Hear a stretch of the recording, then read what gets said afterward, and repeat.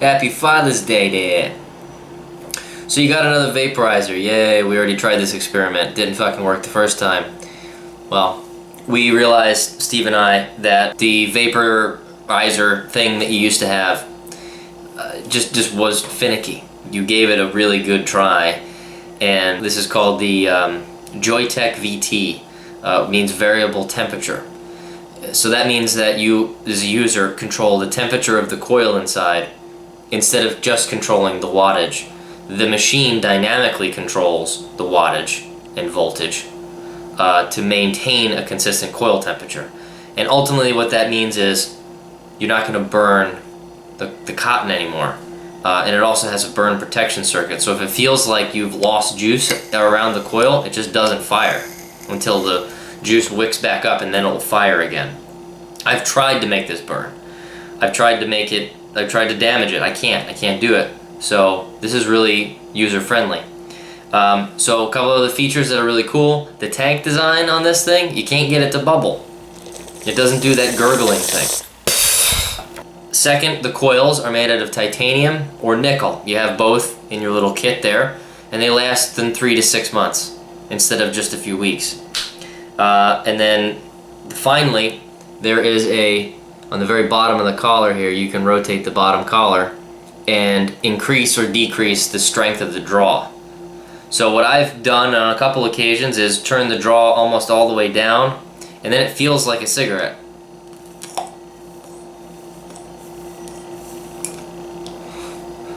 Now it is time to inspect your machine. So here's the proper procedure when you're changing atomizers. Now this is the red banded one. It is the titanium atomizer. What comes in this tank, which I already changed for you.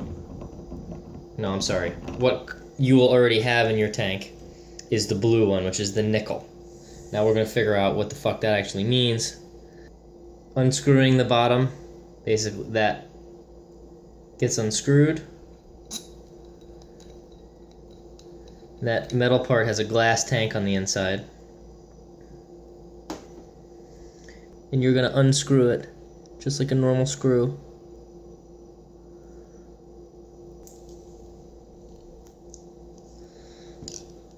And the titanium one I'm going to install in mine just to compare. And it's as simple as screwing that part on. Finger tight. Okay. Now, the next step is crucial. If you dry fire this, meaning there's no juice in there, you'll burn it and you'll need to buy a new one. You'll waste an entire $4.96. So, we're going to need juice.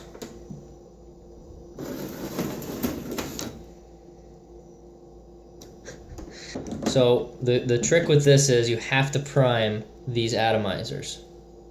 So, I'm going to put a few drips in this coil area. Okay? And there's also little dots, little white dots that you smear a little bit on there. 2 white dots.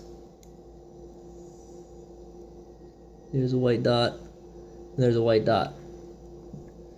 Now what will happen when you put juice in here is it will do that bubbly, sucky thing for a minute until it completely primes. And then to fill the tank, it's just the way that you're kind of used to. You're going to get the juice in between, not in the center, because that's where you're going to breathe out of. But you want to just get the juice in there. And I just tip the tank on the side. Let's see if I can get a close-up focus. It's just 3/4 of the way up those bars. If you could see that. I don't know if the camera's picking that up, but it's 3/4 of the way up the bar, and that's full. Once that's full, you just put the base on.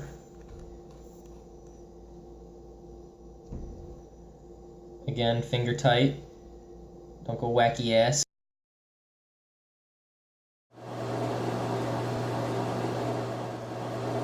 You just installed one of these fucks, the new coil or a new atomizer. So before I put this on, I'm going to turn this on and show you something here. Notice how down here it says atomizer 000. It's because it's not reading any resistance. But when I screw this on, boom, it says it's at 0.43 ohms.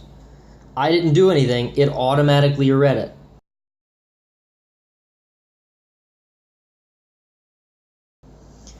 So the first time that we gotta install this, you gotta make sure there's 3 things you gotta make sure. 1, it's on TI, temp TI. 2, you set your max wattage. 3, we gotta lock the atomizer in, because you gotta tell the computer what it's supposed to do to run that. Apparently I have yellow lighting now. Okay, so to make sure we get everything right, and now I don't have fucking yellow lighting. 3 clicks gets me into there. If I click to the right, I'm pushing to the right. I go to power, that's like your old machine. See how it's got watts and volts? And I move to Ni or nickel. I'm not using the nickel one because that's the fucking blue one. And I'm going to use Ti, that's titanium, that's the red one. That's just selecting what mode it should be in. Now if I go to the left, it chooses the next one on the way down. Now it's saying power. The book tells me to set it at 45 watts, and I set it there. If you want to go down in wattage, unfortunately you have to go all the way up, which only goes to 60. And it pegs out, stops. And then we let it blink for a second, and then you hit right, and then it goes down to 30. And then you set it to whatever you want again. And if you hold it, it moves relatively quickly. So there we go, I almost stopped it right on 45. So there's 45, and then the last part is the atomizer. It's measuring now, depending on the temperature, it checks the different resistance, but it's saying it's at 0.41, whatever the fuck. That's the cartridge I'm going to use. So I push that to the right, and it locks it. There's no adjustment. It just says, hey computer, I'm going to use this atomizer now, so fucking use that information. That's it. After it blinks 10 times, it's done. And it goes back to adjustment mode. And now the only thing that you can dick with is by going right, you go up in Fahrenheit, down, you go down in Fahrenheit. Now to vape this thing, I like to keep it at around 400 degrees.